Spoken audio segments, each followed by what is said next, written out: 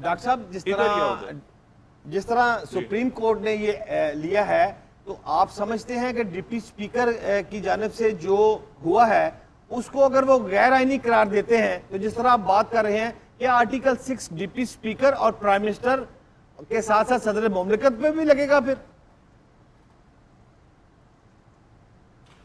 देखिए, सदर मुमलिकत ने तो असेंबली तोड़ने का दिया है ना, सिर्फ सदर मुमलिकत ने असेंबली तोड़ने की समरी पे साइन किया है। मैं आपसे कह रहा हूं कि जो करारदाद और रूलिंग वो दो हैं अलग चीजें। एक है असेंबली डिसॉल्व करना, प्राइम मिनिस्टर ने डिसॉल्व कर दी, ठीक है, और वो उसको डिसॉल्व कर सकते थे जब ये अदम एतमाद की करारदाद ना होती। उसके बाद हमें पता है कि वो नहीं तोड़ सकते थे, तो इस करारदाद को उड़ा दिया गया और फिर असेंबली डिसॉल्व हुई। लेकिन जो उड़ाया गया वो आर्टिकल 5 के तहत उड़ाया गया, यानी ये कह के उड़ाया गया कि ये एक गैर मुल्की साजिश के तहत ये तहरीक लाई गई है। अब यहां पर सवाल खड़ा होगा कि अगर इलेक्शन होगा आगे जाके, इलेक्शन तो होना है, सारी पार्टियां हिस्सा लें, पीटीआई, मुस्लिम लीग नून, पीपल्स पार्टी, लेकिन इस रूलिंग के मुताबिक जो स्पीकर दे गए हैं, तो इसके मुताबिक तो वो सारे के सारे उस साजिश का हिस्सा हैं जो कि अमेरिका और गैर मुल्की तैयारी हुई, और वो तो फिर तो वो गद्दार है सारे के सारे।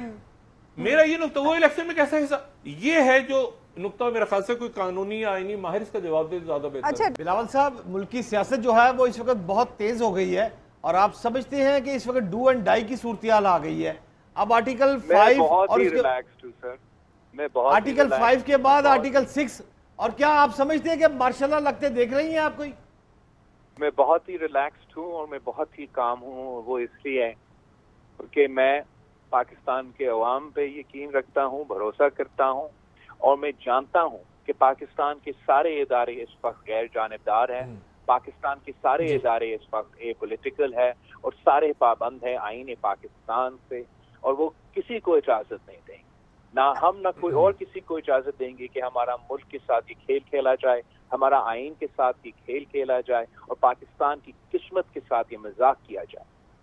अच्छा मिस्टर चेयरमैन, आपने कहा कि अली इलेक्शन आपकी ख्वाहिश है, आपने अभी कहा, तो आप समझते हैं इस ख्वाहिश में सिंध असेंबली भी शामिल है? सिंध में भी आप अली इलेक्शन चाहेंगे? तो पहले तो यही हमारे सोच था कि हम कंसेंसस बना के इन चीजों का फैसला लेंगे। अगर वो बदमाशी के तहत नेशनल असेंबली जबरदस्ती डिसॉल्व कर रहे हैं, तो मैं फिर सिंध असेंबली को बिल्कुल डिसॉल्व नहीं करता।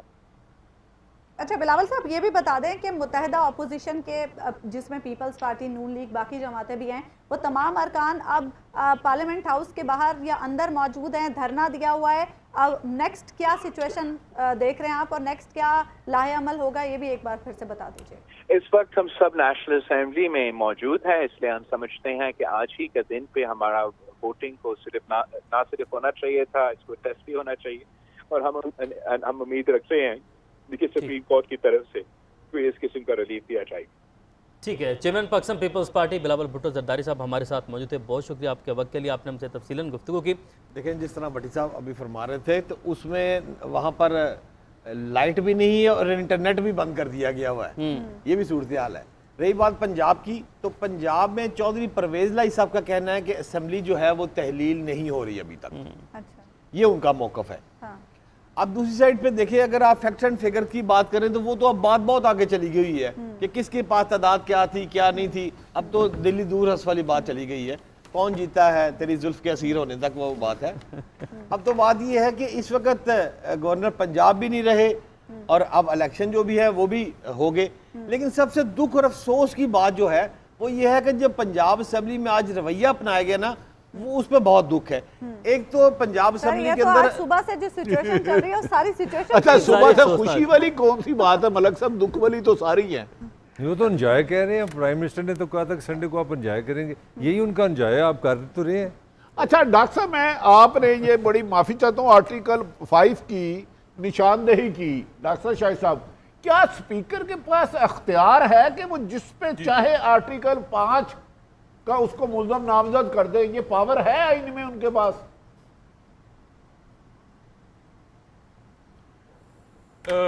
कितने देखें, आर्टिकल 5 एक बहुत संगीन आर्टिकल है। ये बिल्कुल ऐसे ही है कि मतलब वो आर्टिकल 6 लगा देंगे इसी पे। तो अब यही इशू है सारा कि जिसके ऊपर सारा मामला अटक गया कि कि क्या उनके पास आर्टिकल 5 लगाने का इख्तियार है, क्योंकि ये फवाद चौधरी साहब ने कहा कि आर्टिकल 5 के तहत इसको, क्योंकि देखिए पॉइंट ये उठा ना, जो फवाद चौधरी साहब ने नुक्ता ये उठाया कि ये जो करारदाद है ये गैर मुल्की साजिश है, ये गद्दारी है, इसको बनाने वाले गद्दार हैं, इसलिए आर्टिकल 5 के तहत आप रूलिंग दें। तो उन्होंने रूलिंग आर्टिकल 5 के तहत दे दी। अब अदालत ने ये तय करना है कि क्या स्पीकर जो है वो आर्टिकल 5 लगा सकते हैं या रूलिंग दे सकते हैं आर्टिकल 5।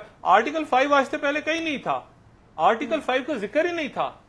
तो अब ये क्या स्पीकर को कितने इख्तियारात हैं, ये वैसे अच्छा है कि ये भी तय हो जाए कि किसी भी स्पीकर को, चाहे वो पीपल्स पार्टी का हो, चाहे वो पीटीआई का हो, चाहे वो मुस्लिम लीग नून का हो, क्या उसको इस बात का इख्तियार तो हो सकता है उसको कि जी आप इसको पेश करें जेल से, आप उसको बाहर निकाल दें, आप उसको बिठा दें, उसका माइक खोल दें, कि क्या आर्टिकल 5 और 6 का आर्टिकल इख्तियार भी है। बट साहब नून लीग इस वक्त क्या उसका रद्द-ए-अमल है? बट साहब का वैसे कोई ताल्लुक है क्या नून लीग से? नहीं, तो खबर है इनके पास, असल में वो मेरे पास ना वो पर्ची आई है, तो बट साहब ने कहा मेरे पास खबर है, वो मैं इसलिए आज तो सारी पर्चियां पढ़े जी बट साहब। देखिए सलमान, बात ये है कि मैं चूंकि रिपोर्टर हूँ और मेरा काम ही ये है खबर देना, तजिया देना, तो काजी साहब सीनियर मोस्ट आदमी हैं, इनका काम है। मैं ऐन शबाब में सीनियर हो गया हूँ। जी बट साहब खबर दे दो। तो इस सिलसिले में मेरी मुस्लिम लीग नून के एक खास आदमी जो पाकिस्तान में इस वक्त मकीम है, अहम आदमी है, उससे मेरी बात हुई है। तो वो तो कहते हैं हम बहुत खुश हैं, मुस्लिम लीग नून वाले जो इस वक्त बैठे हुए हैं वो हैप्पी हैं। मुस्लिम लीग नून वाले कहते हैं कि हम चाहते थे कि आप मुल्क में इंतखाबात करवाएं, और जितनी सख्तियां 3.5 साल से झेल रही हैं, आप देखें ना, हमजा शहबाज रोजाना कोर्ट में जा रहे हैं, शहबाज शरीफ रोजाना कोर्ट में जा रहे हैं, नैब मरियम नवाज जो है वो नैब की कोर्ट में हिरासत में, तो ये सारे मामला तय करते 3.5 साल हो गए थे। बिल्कुल। तो इस हवाले से तो मुस्लिम लीग नून का जो मेरे दोस्त है उनसे मेरी जो बात हुई, तो उन्होंने कहा हम तो हैप्पी हैं, हम पहले ही चाहते थे और हम आज जीत हुई है। तो अचकनों का क्या होगा? देखिए इलेक्शन के बाद उनका ये ख्याल है कि अगर मुल्क में इलेक्शन हो जाएंगे तो इससे उनको ना सिर्फ बेहतरी आएगी बल्कि उनका ख्याल है कि वो जीत सकते हैं। ठीक। आप देखें ना, पार्लिमान में या तो फैसला होना चाहिए ना समीना, या तो पार्लिमान है या फिर अवाम है और इलेक्शन है। इलेक्शन के जरिए जो मुंतखब हो, अवाम जिसको वोट डाले वो जीतना चाहिए। तो ये कोई तरीकाकार नहीं है कि हम डंग टपाओ की पॉलिसी अपनाते हुए कोई बाय फोर्स काम कर लें। तो इसका तरीकाकार ये है, लिहाजा मुस्लिम लीग नून जो है इस वक्त वो हैप्पी है। पीपल्स पार्टी के जो हमारे जराए हैं इस्लामाबाद में, वो वहां पर एक अजीब सी खिचड़ी पकी हुई है पिछले 2-3 रोज से। आसिफ अली जरदारी जो इस वक्त बात कर रहे हैं वो फर्द वाहिद की बात कर रहे हैं। इस वक्त राजा परवेज अशरफ, यूसुफ रजा गिलानी, किसी को ये मालूम नहीं कि क्या फैसले होते जा रहे हैं।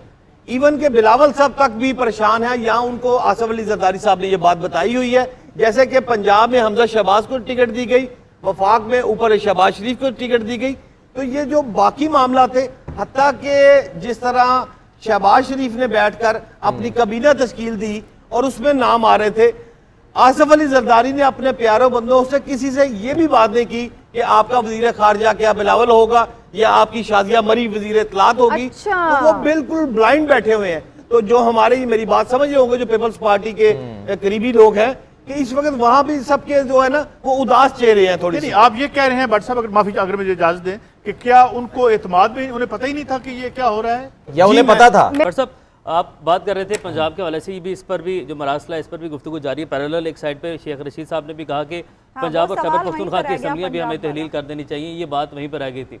पंजाब में भी क्राइसिस आ सकता है, पंजाब में भी क्राइसिस ऑलरेडी है, गवर्नर नहीं है, वज़ीर आला नहीं है, तो पंजाब में क्या चल रहा है?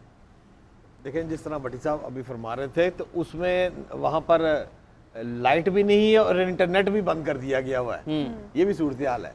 रही बात पंजाब की, तो पंजाब में चौधरी परवेज लाई साहब का कहना है कि असेंबली जो है वो तहलील नहीं हो रही अभी तक। अच्छा। ये उनका मौकफ है। हाँ। अब दूसरी साइड पे देखिए, अगर आप फैक्ट एंड फिगर की बात करें तो वो तो अब बात बहुत आगे चली गई है कि किसके पास तादाद क्या थी क्या नहीं थी। अब तो दिल्ली दूर हंस वाली बात चली गई है, कौन जीता है तेरी जुल्फ के असीर होने तक वो बात है। अब तो बात ये है कि इस वक्त गवर्नर पंजाब भी नहीं रहे और अब इलेक्शन जो भी है वो भी हो गए। लेकिन सबसे दुख और अफसोस की बात जो है वो ये है कि जब पंजाब असेंबली में आज रवैया अपनाया गया ना, वो उस पर बहुत दुख है।